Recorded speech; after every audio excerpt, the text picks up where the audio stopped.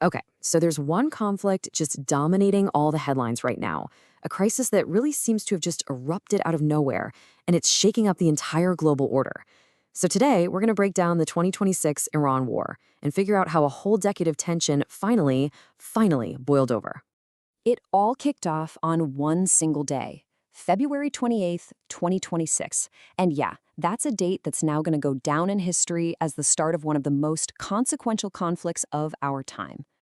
And the way this thing started, wow, the opening shot was just devastating. It took out the supreme leader, Ali Khamenei, and that immediately unleashed this torrent of retaliation from Iran. We're talking hundreds of missiles, thousands of drones. The whole region was engulfed in conflict, and the situation just spiraled completely out of control. But here's the thing, a war on this scale, it doesn't just happen overnight. So the big question, the one we all have, is how on earth did we get here? To really get what's happening now, we've got to rewind the clock. The seeds of this war were actually planted over the last 10 years. It was this whole period defined by diplomatic deals falling apart and things just getting more and more hostile. We can literally trace the path that led to this war through a few really key moments. And if you look at the timeline, you can see this clear pattern of escalation. It kind of started with that big 2015 nuclear deal, right? For a minute there, it looked like there was a diplomatic path forward. But then the US pulled out in 2018 and everything just unraveled. That led to the first ever direct strikes between Israel and Iran in 2024, and then, boom, a short but really brutal war in 2025. Each one of these steps just pushed the whole region closer and closer to the brink. And that 2015 deal, the JCPOA, that was the critical piece of the puzzle. It was literally designed to prevent this exact kind of conflict. So when it collapsed in 2018, it wasn't just that the guardrails came off, it's that Iran felt free to openly restart its uranium enrichment program and kick out international inspectors. That was the big crack in the foundation that destabilized the entire region. Okay, so then we get to 2025. And this year, this was really the point of no return.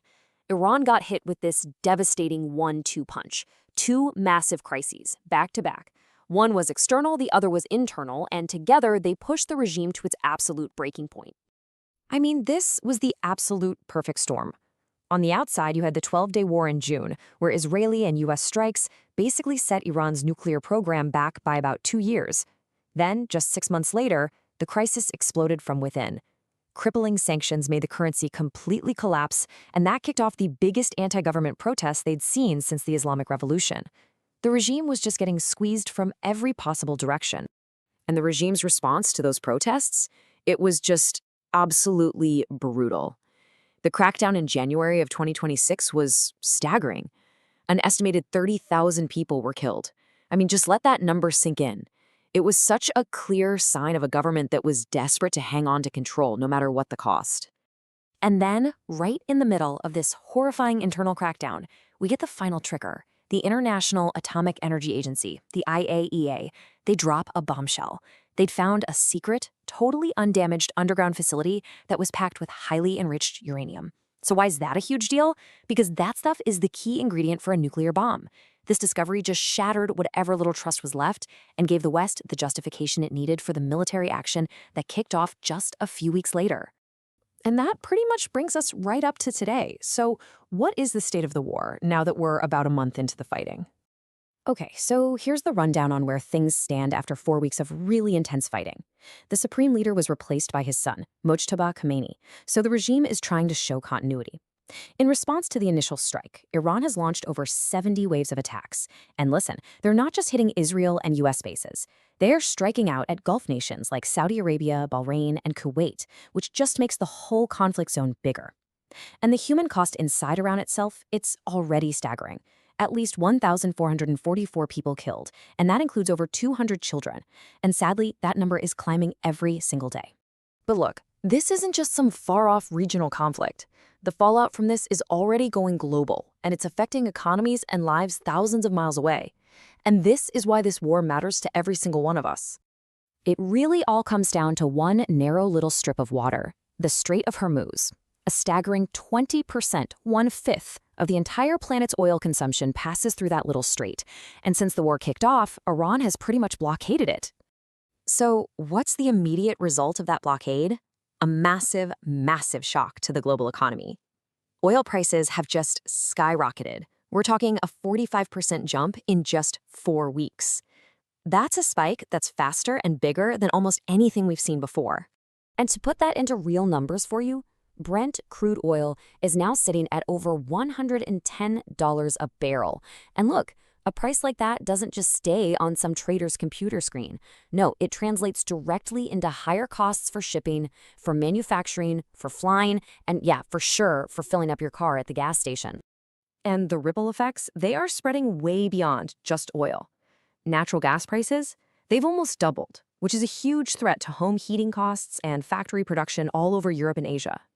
The International Energy Agency is now actually urging people to take drastic steps, like work from home, avoid flying, just to manage the crisis. Even global diplomacy is basically grinding to a halt.